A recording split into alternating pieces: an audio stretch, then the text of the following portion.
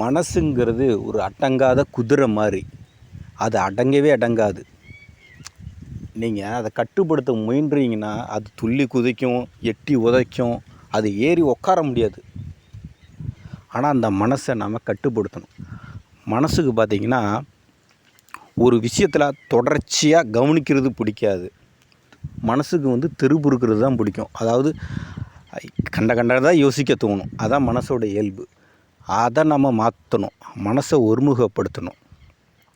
உதாரணத்துக்கு பார்த்திங்கன்னா இப்போ தியானம்லாம் எதுக்கு செய்கிறோம்?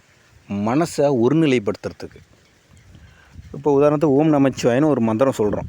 1008 தாட்டி சொல்ல சொன்னால் உங்களால் தொடர்ச்சியாக சொல்ல முடியாது. ஏதோ ஒரு 10 தாட்டி சொல்லுவீங்க, 11வது தாட்டி திடீர்னு எண்ணம் எங்கேயாவது வீட்டுக்கு போய்டும், காட்டுக்கு போகும், இப்படி எண்ணம் மாறிக்கிட்டே இருக்கும். தொடர்ச்சியாக ஒரு செயல் நிப்பாட்ட முடியாது. அப்படி நிப்பாட்டுறது பேர் தான் தியானம். அப்படி நம்ம மனசை ஒருநிலைப்படுத்த பயிற்சி பண்ணோம்னா அது அவ்வளோ சீக்கிரம் வராது. நம்ம பயிற்சியாலும் முயற்சியால் தான் அதை செய்ய முடியும். பயிற்சியாலும் முயற்சியாலும் நம்ம மனசை ஒருநிலைப்படுத்திட்டோம்னா போதும். மனசு கட்டுப்படுத்தின குதிரை மாதிரி. நீங்கள் சொன்னதை கேட்கும். எந்திரினா எந்திரிக்கும், ஓடுனா ஓடும், உட்காருனா உட்காரும். அது உங்களுடைய முயற்சியில் சாத்தியம்.